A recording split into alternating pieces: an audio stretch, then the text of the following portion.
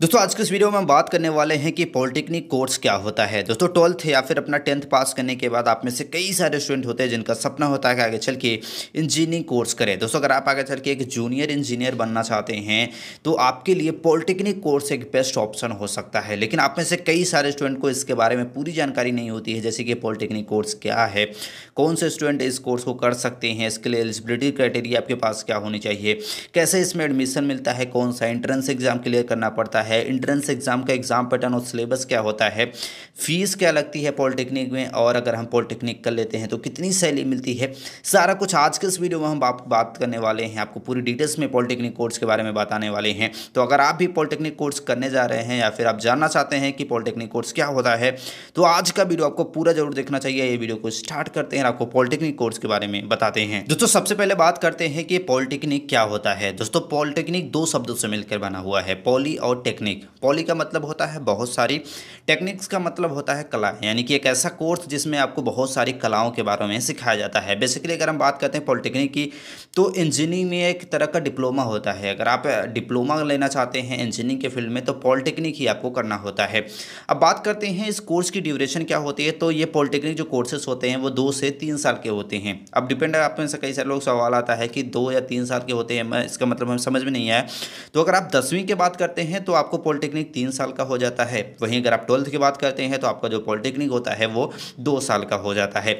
अब इसमें आपको कई सारे कोर्सेज कराए जाते हैं, जैसे कि आपको इलेक्ट्रॉनिक हो गए, मैकेनिकल में, सॉफ्टवेयर इंजीनियर या फिर सिविल इंजीनियर में आप एक जूनियर इंजीनियर बन सकते हैं। जैसे कि अगर आप सिविल इंजीनियरिंग में आप पॉलिटेक्निक कोर्स करते हैं तो आप एक जूनियर सिविल इंजीनियर बन जाते हैं। तो आई होप इसके बारे में आप समझ गए होंगे। अब बात करते हैं सबसे इंपॉर्टेंट कि कौन कौन से स्टूडेंट हैं जो आप पॉलिटेक्निक में आसानी से एडमिशन ले सकती हैं। दोस्तों अगर आपने 10वीं या फिर अपना 12th पास कर लिया है तो आप इसके लिए एलिजिबल होते हैं। 10वीं और 12वीं के बाद आसानी से आप इसमें एडमिशन ले सकते हैं। बहुत सारे स्टूडेंट के क्वेश्चन रहता है कि क्या हम 10वीं के बाद या फिर 12वीं के बाद ग्रेजुएशन में भी अपना एडमिशन ले सकते हैं। अगर आपने 10th पास कर लिया है इसके बाद आसानी से आप पॉलिटेक्निक कोर्स कर सकते हैं, चाहे आपने 12वीं पास की है या फिर नहीं की है। अगर आपने की है तो अच्छी बात है, अगर आपने ग्रेजुएशन भी किया है तब भी आपको अच्छी बात है, आप ग्रेजुएशन के बाद भी इसमें पॉलिटेक्निक कोर्स कर सकती हैं। अब बात करते हैं एलिजिबिलिटी क्राइटेरिया क्या होनी चाहिए अगर हम पॉलिटेक्निक में एडमिशन लेना चाहते हैं। एलिजिबिलिटी क्राइटेरिया में सबसे पहले आपका 10th पास होना चाहिए। मिनिमम क्वालिफिकेशन है आपका 35% मार्क होना चाहिए 10th में, और आपकी जो उम्र होनी चाहिए वो 14 साल से अधिक होनी चाहिए, यानी कि न्यूनतम एज जो होनी चाहिए वो 14 साल यहाँ पे निर्धारित की गई है। अगर आपने 10वीं पास कर लिया है, आपकी उम्र 14 साल से अधिक है और आप 35% मार्क आपका 10वीं में है तो आप पॉलिटेक्निक में आसानी से एडमिशन ले सकते हैं।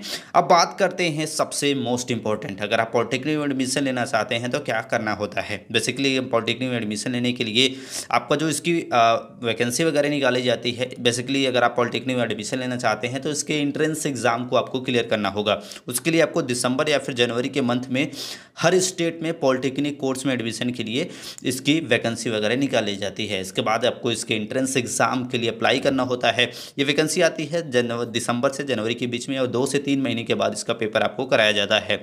और जैसे ये एंट्रेंस एग्जाम के लिए अप्लाई करेंगे तो सबसे पहला सवाल आता है कि एंट्रेंस एग्जाम में कौन कौन से क्वेश्चन पूछे जाएंगे, यानी कि एग्जाम पैटर्न वगैरह क्या होता है। एग्जाम पैटर्न की बात करते हैं तो थोड़ा एग्जाम्पल से बताते हैं। अलग अलग स्टेट जो होते हैं उसमें अलग अलग आपके एग्जाम पैटर्न हो सकता है। एग्जाम्पल लेके आपको बताते हैं यूपी और बिहार के। जैसे कि यूपी की बात करते हैं तो उसमें फिजिक्स, मैथ और केमिस्ट्री। फिजिक्स से 35, मैथ से 25, केमिस्ट्री से 50 क्वेश्चन, यानी कि टोटल नंबर ऑफ क्वेश्चन आपके रहते हैं 100। बिहार की बात करते हैं तो फिजिक्स से आपके 30, मैथ से 30, केमिस्ट्री से भी 30, यानी कि इसमें 90 क्वेश्चन आपसे पूछे जाते हैं। और दोनों ही राज्यों में एक क्वेश्चन के लिए 5 मार्क यहाँ का दिया जाता है।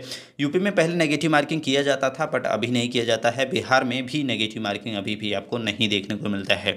तो आप चाहें तो इसके बाद आई होप इसके बारे में समझ गए होंगे एग्जाम पैटर्न के बारे में कि कौन से सब्जेक्ट से क्वेश्चन पूछा जाता है। अब बात कर लेते हैं कि इसका एडमिशन प्रोसेस क्या होता है, यानी कि अगर हम एंट्रेंस एग्जाम वगैरह क्लियर कर लेते हैं तो कैसे आसानी से इसमें एडमिशन ले सकते हैं। दोस्तों एडमिशन लेने के लिए सबसे पहले जैसे कि हमने बताया कि अगर आपने 10वीं या फिर 12वीं कंप्लीट कर लिया है तो तो इसके लिए एग्ज़ाम फॉर्म आपका दिसंबर या फिर जनवरी में निकलता है। इसके बाद आपको एग्ज़ाम के लिए अप्लाई करना होगा। जैसे एग्ज़ाम फॉर्म आप भरते हैं, इसके बाद इसमें आपको एंट्रेंस एग्ज़ाम देना होगा। एंट्रेंस एग्ज़ाम में अच्छा स्कोर करना होगा। देन आपकी कराई जाती है काउंसलिंग। आप अच्छी जगह से काउंसलिंग वगैरह करवा सकते हैं। देन आपको आसानी से आपको पॉलिटेक्निक कोर्स में एडमिशन मिल जाता है। एडमिशन मिलने के बाद सबसे पहला सवाल आपका ये आता है कि फ़ीस कितने लगेगी। दोस्तों फीस आपकी डिपेंड करती है अलग अलग कॉलेजेस के ऊपर।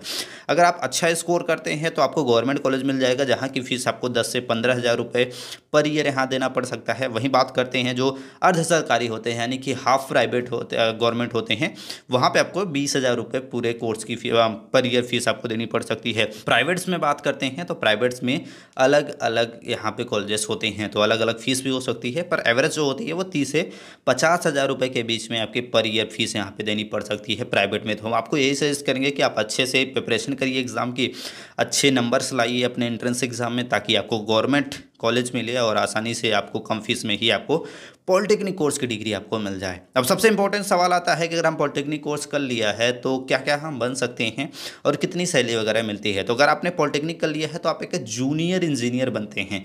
जैसे अगर आपने सिविल इंजीनियरिंग में पॉलिटेक्निक किया है तो आप एक जूनियर सिविल इंजीनियर या फिर सॉफ्टवेयर डेवलपर बन सकते हैं, मैकेनिकल इंजीनियर बन सकते हैं, सॉफ्टवेयर इंजीनियर बन सकते हैं, इलेक्ट्रॉनिक इंजीनियर बन सकते हैं, लेकिन सबके आगे आपको जूनियर लिखा रहेगा।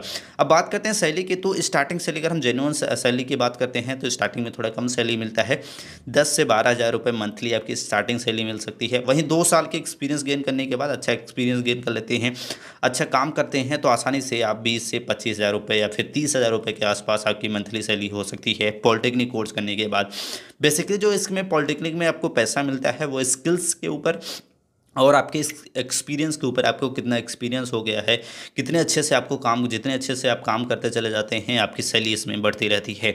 आई होप पॉलिटेक्निक कोर्स के बारे में आप समझ गए कि क्या होता है, कौन से कोर्सेस इसमें होते हैं, साथ ही साथ इसका exam pattern, salary, fees, admission process, सारा कुछ हमने बात कर लिया है। वीडियो से कोई भी मन में क्वेश्चन हो तो आप कमेंट में हमें पूछ सकते हैं। आई होप आज की जानकारी अच्छी लगी। ऐसे वीडियो के लिए चैनल को लाइक और सब्सक्राइब जरूर कर ले। मिलता है नेक्स्ट वीडियो में, तब तक के लिए जय हिंद।